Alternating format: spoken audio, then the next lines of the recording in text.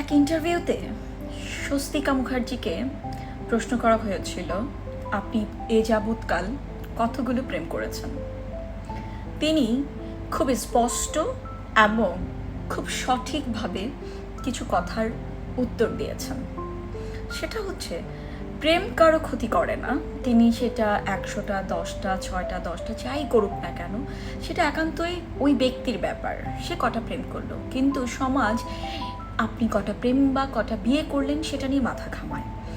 সমাজের ওখানেই যেন কোনো এক প্রবলেম, সেটাকে নিয়েই সমাজের যেন কোথাও পচা গন্ধ বেরোতে থাকে। কিন্তু আপনি কারো ক্ষতি করছেন, আপনি কারো সমালোচনা করছেন, আপনি কারো পিঠ পিছনে কথা বলছেন, আপনি কারো হক নষ্ট করছেন, কারো প্রতি অন্যায় করছেন, কাউকে ঠকাচ্ছেন, কাউকে তিলে তিলে মেরে ফেলছেন, কারো প্রতি অবিচার করছেন, অবমাননা করছেন, সেই দিকে সমাজের কোনোই ভ্রুক্ষেপ নাই। সেটা নিয়ে সমাজের কোনো মাথা ব্যথাও ইনফ্যাক্ট নাই। সমাজের একমাত্র মাথা ব্যথা, নারী কেন প্রেম করবে। একজন ডিভোর্সি নারী, তিনি সম্পর্কে জড়িয়েছেন বহুবার। তার ভাষ্য মতে 6বার তিনি সম্পর্কে জড়িয়েছে। এটাকে একটা বড় কাউন্টিং লেভেলে দেখানো বা বলার চেষ্টা করা হচ্ছিল। সেখানে তিনি সেটা বুঝতে পেরে তিনি তির্যক জবাবগুলো দিয়েছেন যে আমি প্রেম করেছি, আমি রিলেশন করেছি, ভালো করেছি, আমি যতদিন বেঁচে আছি আমার ভালো লাগার জন্য আমি আরও করব। আমি তো কারো ক্ষতি করছি না, আমি কোনো খারাপ অ্যাক্টিভিটিস নিয়ে ব্যস্ত না, আমি কারো অন্যায়কে প্রশ্রয় দিচ্ছি না, আমি কোনো অন্যায় করছি না, সমাজে এমন কিছু করছি না যে কোথাও গিয়ে সমাজের অবক্ষয় হচ্ছে। ঠিক আমি কেন কথাগুলো বলছি? আমি বলছি না যে মেয়েরা প্রেম করো বা ছেলেরা প্রেম করো, একের অধিক বারবার প্রেম করো, আমি সেটা বলছি না।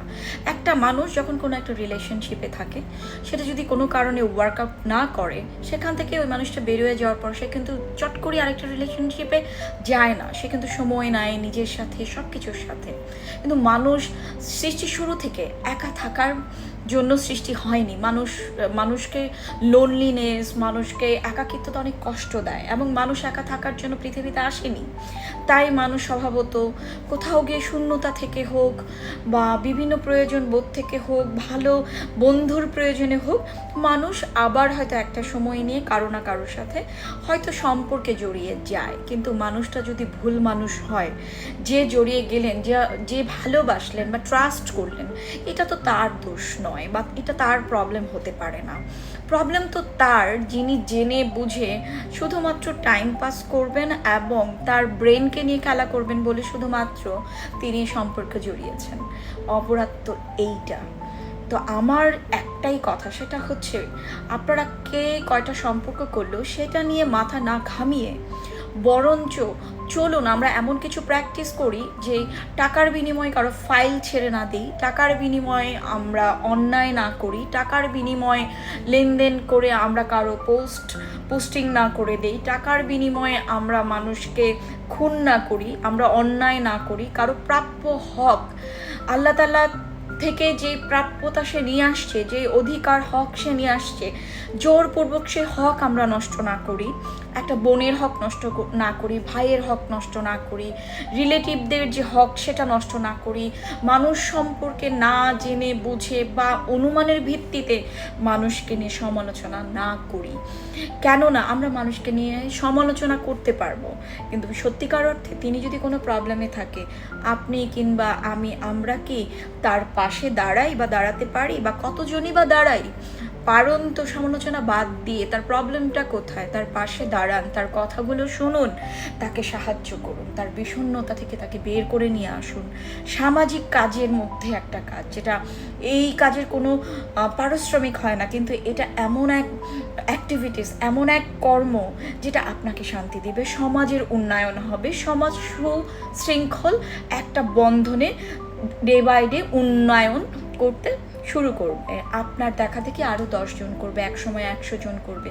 এভাবে করে আমাদের সকলের সমাজ ডে বাই ডে উন্নয়নের শিখরে পৌঁছে যাবে। আমরা একটা পর্যায়ে জাতি হিসেবে, উন্নত জাতি হিসেবে মাথা উঁচু করে আমরা দাঁড়াতে পারবো। শুধুমাত্র আমাদের প্রবলেম কোথায় জানেন? আমরা অন্যের পিছে লেগে থাকি, অন্যের ব্যক্তিগত ব্যাপারে কি হলো না হলো, অন্য কি করে না করে, এগুলো নিয়ে আমাদের বেশি কনসার্ন। আমাদের কনসার্ন এইটা না যে আমাদের সমাজটা কীভাবে সুন্দর থাকবে, আমাদের পরিবেশটা কিভাবে ক্লিন থাকবে, আমরা কিভাবে বাইরের মানুষকে কষ্ট না দেব না, আমরা কিভাবে একটা পশুকে হেল্প করব, আমরা কিভাবে একজন দুস্থ মানুষের পাশে সামর্থ্য অনুযায়ী একটু দাঁড়াবো, কিভাবে অন্ধ মানুষটাকে একটু রাস্তা পার করে দেব, কিভাবে দেশের একটু একটু করে উন্নয়ন করা সম্ভব সেই দিকে কাজ করব, একটা গাছ লাগাবো। আমরা এগুলো নিয়ে কেউ কাজ করি না। আমরা শুধুমাত্র পড়ে আছি কার ব্যক্তিগত ব্যাপারে কি হলো, কে কি করে, কার কি ঘটে গেল, কে কয়টা প্রেম করলো, কে কয়টা বিয়ে করলো, এগুলো নিয়ে আমরা পড়ে থাকি। কিভাবে তাহলে আমরা জাতি হিসেবে উন্নয়ন করব এবং আমরা মাথা উঁচু করে দাঁড়াবো বলুন? সেটা কি আদৌ সম্ভব? আপনি একজন ভালো নেতা, দেশের জন্য একজন নেতা পেতেই পারেন, নেতার মেন্টালিটি এরকম থাকতে পারে, বাট আরও যে 18-20 কোটি মানুষ, তারা যদি সেই নেতার মতো মেন্টালিটি না থাকে, তাহলে সে দেশের উন্নয়ন কখনোই একজন নেতার উপর ডিপেন্ড করে সম্ভব নয়। তাই ঘরে ঘরে প্রত্যেকের মানসিক উন্নয়নের খুব প্রয়োজন, যেটার সময় হয়েছে, যেটা নিজেকে বুঝতে হবে।